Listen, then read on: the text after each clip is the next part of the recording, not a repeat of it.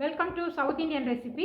இன்றைக்கி நம்ம இந்த வீடியோவில் வந்து சாவாள மீன் கூட்டு, இந்த சாவாள மீன் கூட்டு எப்படி செய்யலாங்கிறத தான் பார்க்க போகிறோம். வாங்க.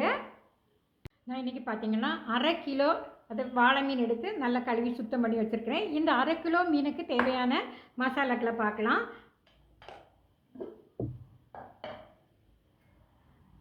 1/2 டீஸ்பூன் அளவு மஞ்சள் பொடி போட்டுக்கோங்க. அப்புறம் பார்த்தீங்கன்னா 1 டேபிள் ஸ்பூன் வத்தல் பொடி, 1 டேபிள் ஸ்பூன் மல்லிப்பொடி, 1 டீஸ்பூன் ஜீரகப்பொடி. இவ்வளோ தான் இதுக்குள்ள மசாலாக்கள். இதில் பார்த்தீங்கன்னா இனி புளி, ஒரு நெல்லிக்காய் அளவு புளி சைஸு, அதாவது நெல்லிக்காய் விட கொஞ்சம் கூடுதல், சின்ன லெமன் சைஸ் அந்த அளவு நான் புளி எடுத்து கரைச்சி வச்சுருக்கேன். ஆக்சுவலாக இது வந்து எப்படின்னா உப்பு புளி போட்டு அவிக்கிறதுன்னு தான் சொல்லுவாங்க. இது போட்டிருக்கேன். இதோட பார்த்தீங்கன்னா ஒரு 5 மிளகாய். இந்த மிளகாவும் இதில் வந்து எரிப்பு புளி உப்பு எல்லாமே இதில் கரெக்டாக இருக்கணும், அப்போ தான் நல்லாயிருக்கும். பார்த்தீங்கன்னா கொஞ்சமாக உப்பு. இப்போ இதை என்ன செய்யணும் அப்படின்னு சொன்னால் அடுப்பில் வச்சு நல்லா கொதிக்க விடலாம். இப்போ பார்த்தீங்கன்னா குழம்பு நல்லா கொதிச்சிருச்சு.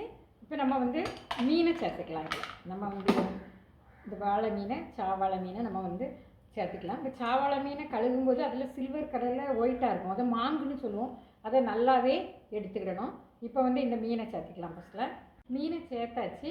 இதோட பார்த்திங்கன்னா 2 கொத்து கருவேப்பிலை, இந்த கருவேப்பிலையை சேர்த்துங்க. கருவேப்பிலை இந்த மீனோட கொதித்து வேகும்போது ரொம்ப மணமாக இருக்கும். அதோடு பார்த்திங்கன்னா நான் ஒரு பாதி மாங்காய் எடுத்து வச்சுருக்கேன். இந்த பாதி மாங்காவை இதில் சேர்த்துக்கலாம்.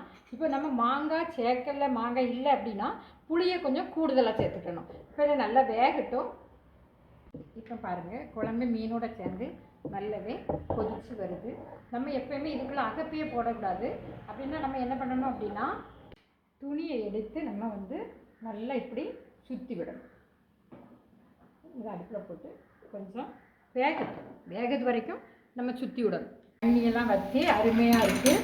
இப்போ நம்ம இதுக்கு ஒரு தாளிப்பு கொடுத்துக்கலாம். தாளிக்கிறதுக்கு பார்த்தீங்கன்னா நம்ம வந்து கடுகு சேர்க்கக்கூடாது, வெந்தயம் தான் சேர்க்கணும். இதை எண்ணெய், வெந்தயம், அப்புறம் வந்து வெங்காயம், கருவேப்பிலை.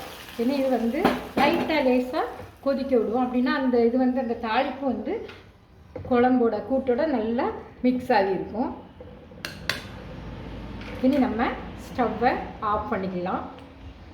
வாழை மீன் கூட்டு ரெடி ஆயிடுச்சு. ஆக்சுவலாக இதுக்கு வந்து இன்க்ரீடியன்ட் வந்து கம்மி தான், ஆனால் வந்து இது டேஸ்ட் அதிகம். வாழை மீன்னாலே என்னோடய ஃபேவரேட் மீன் தான். இதில் பார்த்தீங்கன்னா ப்ளஸ் என்னடானா